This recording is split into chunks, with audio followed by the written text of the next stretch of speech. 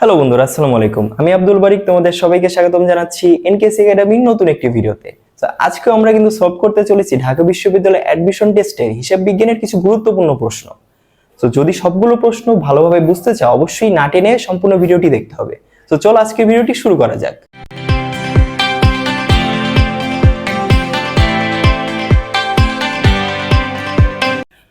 বন্ধুরা, আজকে আমাদের প্রথম প্রশ্নটি হচ্ছে, ধারে ক্রয়কৃত 10,000 টাকার যন্ত্রপাতি ভুলবশত বিক্রয় হিসাবে ক্রেডিট করা হয়েছে।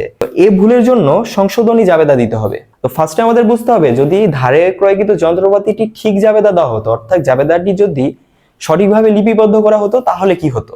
তো যদি ধারে ক্রয়কৃত যন্ত্রপাতির সঠিক জাবেদা দেওয়া হতো তাহলে কি হতো, যে যন্ত্রপাতি হিসাব ডেবিট হতো, কারণ নতুন যন্ত্রপাতি কেনা হচ্ছে, অর্থাৎ সম্পদটি বৃদ্ধি পাচ্ছে। যেহেতু যন্ত্রপাতি একটি সম্পদ, সম্পদ বৃদ্ধি ডেবিট হতো। এবং তার বিপরীতে কি হতো, যেহেতু যন্ত্রপাতিটি ধারে ক্রয় করা হয়েছে, এর জন্য পদ হিসাবটি বৃদ্ধি পেত। আমরা জানি পদ হিসাব হচ্ছে একটি দায় হিসাব, সো দায় বৃদ্ধি অবশ্যই ক্রেডিট হবে। সো আমাদের সঠিকভাবে লিপিবদ্ধ করা হলে জাবেদাটি হতো কি, যন্ত্রপাতি হিসাব ডেবিট এবং পদ হিসাব ক্রেডিট। তো এটি আমরা আগে একটু লিখে নেই। এটি হচ্ছে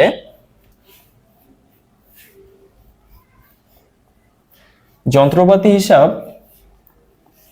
ডেবিট এবং প্রদেয় হিসাব ক্রেডিট। তবে এখানে কি করেছে, যে এই প্রদেয় হিসাবটিকে ক্রেডিট না করে বিক্রয় হিসাবকে ক্রেডিট করে দিয়েছে। সো আমাদের এখানে করেছে কি, বিক্রয় হিসাব ক্রেডিট।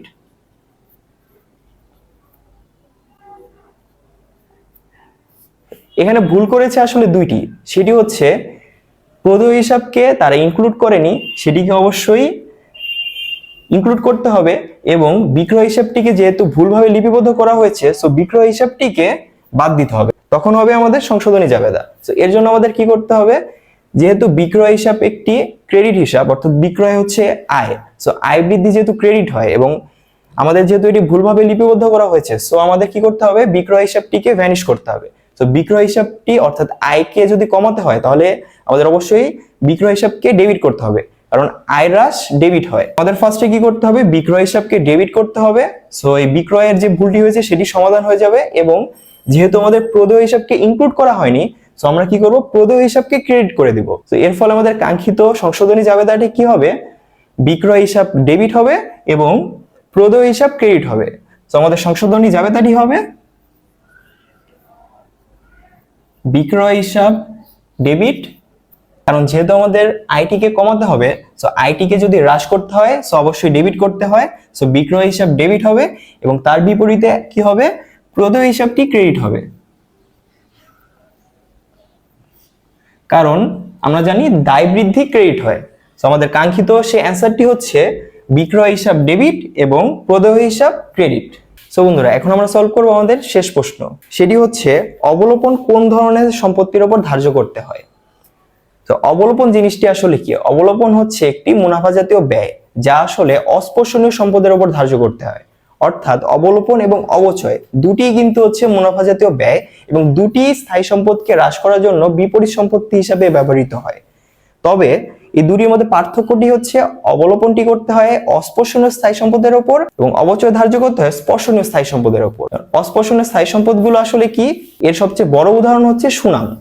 সুনামের অবলোপন করতে হয় এবং বিপরীত পাশে স্থায়ী সম্পদের উপর অবচয় ধার্য করতে হয়। যেমন স্থায়ী সম্পদগুলো হচ্ছে আসবাবপত্র, যন্ত্রপাতি, এগুলো হচ্ছে স্থায়ী সম্পদ, এগুলোর উপর ধার্য করতে হয় অবচয়। এবং যে সুনাম হচ্ছে একটি অস্পর্শনীয় সম্পত্তি, এর উপর ধার্য করতে হয় অবলোপন।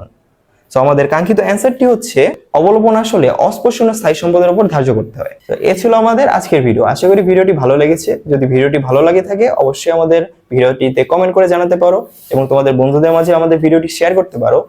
এবং অবশ্যই আমাদের চ্যানেলটিকে সাবস্ক্রাইব করবে এবং আমাদের ফেসবুক পেজটিকে ফলো করে রাখবে। তো দেখা হচ্ছে পরবর্তী কোনো ভিডিওতে। আল্লাহ হাফেজ।